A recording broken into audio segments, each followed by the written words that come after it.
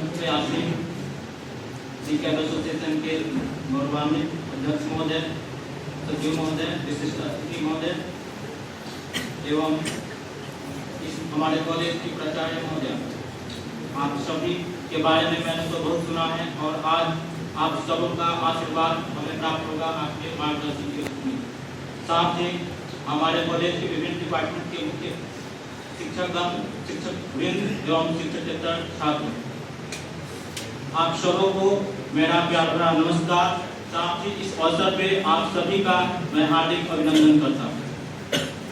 मित्रों, आज मैं जहाँ तक देख रहा हूँ बहुत से नए चेहरे दिख रहे हैं जिन्हें मैं नहीं जानता, लेकिन आपके बारे में जानने की जिज्ञासा जागरूक हुई है।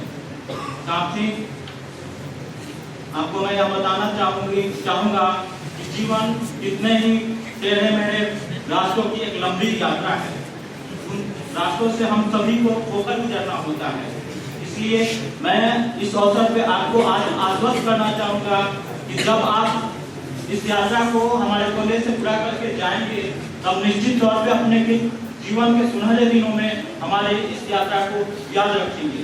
आज बहुत सारे वक्ता आपको हमारे कॉलेज के प्रावधानों के बारे में बताएंगे, लेकिन आज मैं आपसे कुछ अलग तरह का संवाद करना चाहता हूँ। एक ऐसा संवाद जो आपको आपके लक्ष्य के प्रति जागरूक करेगा। हर मंजिल होगी अपनी, एक ऐसे सफर का इरादा कर लो। हर मंजिल होगी अपनी, एक ऐसे सफर का इरादा कर लो। न हारेंगे कोई इरादा मुखर, खुद से ऐसा वादा कर लो।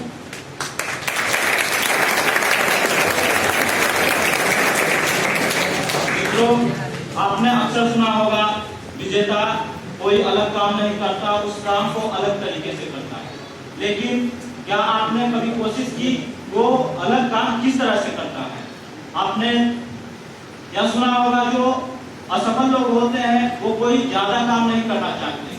सही बात है, जो असफल लोग होते हैं वो कोई काम ज्यादा नहीं करना चाहते। सफल लोग भी वो काम को करना नहीं चाहते, लेकिन उस काम को करने की अपनी आदत बना लेते हैं, इसलिए वो सफल होते हैं। असफल लोग सुबह में जगना नहीं चाहते, लेकिन सफल लोग सुबह में जगते हैं, ना चाहते हुए भी जगते हैं, इसलिए वो आज सफल होते हैं। आपने अक्सर यह भी सुना होगा, practice makes a man perfect. क्या आप सहमत हैं इस चीज से? Practice makes a man perfect नहीं,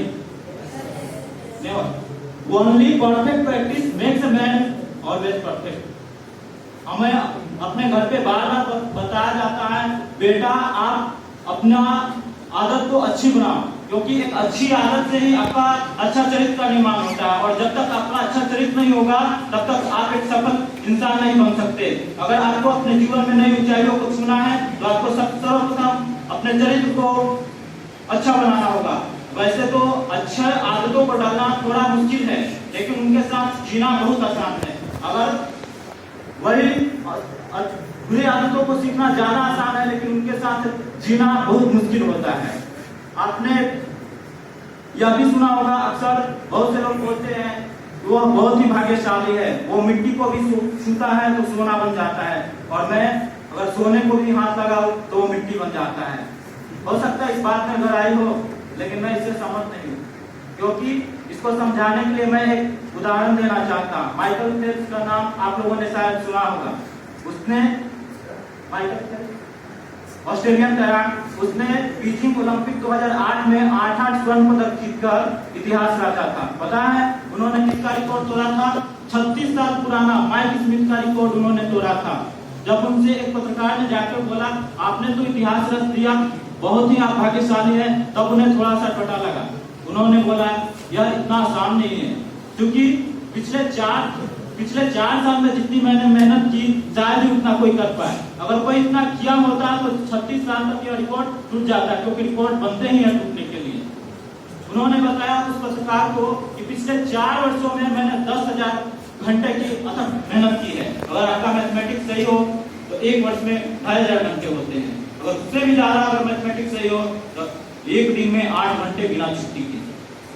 उन्होंने इतनी मेहनत की तब जाके वो कहीं सफल हो पाए। अगर हमें भी अपने लक्ष्य को प्राप्त करना है तो हमें निरंतर परिश्रम करते रहना होगा। हो सकता है इस बीच में हमें बहुत ही बाधाएं हैं, असफलताएं भी हो, लेकिन असफलता में हमें घबराना नहीं है, क्योंकि हमेशा पराजय में हमेशा चिंतन होना चाहिए और विजय में विनम्रता से हमें सोचने की शक्ति मिलती है और सोचने के बाद जो भी रास्ता निकलता हमें सही मार्ग की ओर निश्चित तौर पे लेके जाता है। इसलिए मैं आपसे कहना चाहूंगा, आप अपने आप को कभी भी किसी से पीछे नहीं मानो। मैं हो सकता आपको एक छोटा सा एग्जाम्पल देना चाहता हूँ। ये 200 का करेंसी है, नोट है, सब जानते हैं इसकी क्या कीमत है।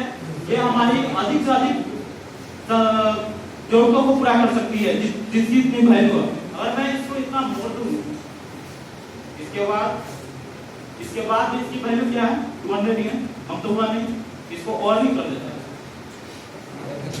इसके बाद में क्या इसकी वैल्यू कम हुई। जब इसकी वैल्यू कम नहीं हो सकती तो आप है, आपकी वैल्यू कैसे कम हो सकती है। कभी बाधाएं में फंस जाए। ऐसे भी हो सकता है कि आप जो काम करने आए हैं वो काम 30 साल से लोग नहीं कर पाए और जो काम आप 3 वर्षों में करने के लिए आए। हो सकता है आपको इस यात्रा में बहुत से ऐसे लोग मिलेंगे जो आपके मनोबल को गिराएंगे, रोकेंगे, टोकेंगे, बाधाएं उत्पन्न करेंगे। फिर भी आपको अपने लक्ष्य के प्रति सजग रहना होगा, अपने जज्बे और जुनून को कम नहीं होने देना चाहिए। मैं आपसे यह भी कहना चाहूंगा कि अगर लोग रोके भी तब भी आपको पीछे हटने की जरूरत नहीं है। एक छोटी सी कहानी मैंने सुनी थी। किसी गांव में लगभग 100 घर थे। गांव में एक आदमी शहर को गया और वहां से दिया नहीं। एक गांव में लगभग 100 आदमी थे और उस गांव में हमेशा अंधेरा रहता था। सभी लोग अभ्यस्त थे अंधेरे में रहने के लिए, घूमने के लिए, फिरने के लिए, उनको कोई दिक्कत नहीं होती थी। एक उसी गांव का एक आदमी शहर को जाता है और वहां से दिया लेकर आता है। दिन में जलाया, कोई समस्या किसी को नहीं हुई। लेकिन जब शाम हुआ तो 99 जो घर थे उन्होंने देखा कि उसके घर में तो दिया जल रहा है, उसके घर में दिया जल रहा है, ये क्या हो गया। उनको अच्छा नहीं लगा। फिर अब बराबरी तो तभी हो सकती ना जब वो 99 लोग जो बच्चे वो भी जाते सर और अपने घर में दिया को जलाते लाकर, तब बराबरी हो सकती। लेकिन आपको ऐसे बहुत से लोग मिलेंगे जो उस काम को नहीं करेंगे। वो जाके दिए को लाकर नहीं जला सकते बराबरी करने के लिए, लेकिन वो ऐसा काम कर सकते हैं जो आसान उनको लगे। वो आपके दिए को बुझाने की कोशिश करेंगे। वैसे ही आपको भी लोग विचलित करने की कोशिश करेंगे। मैं आपसे कहना चाहूंगा, चाहे जितनी भी बाधाएं आ जाए, आप अपने लक्ष्य के प्रति सजग रहें, निश्चित तौर पे कामयाबी आपको मिलेगी। Thank you very much, for a very powerful and very motivated speech from the students. So, thank you once again.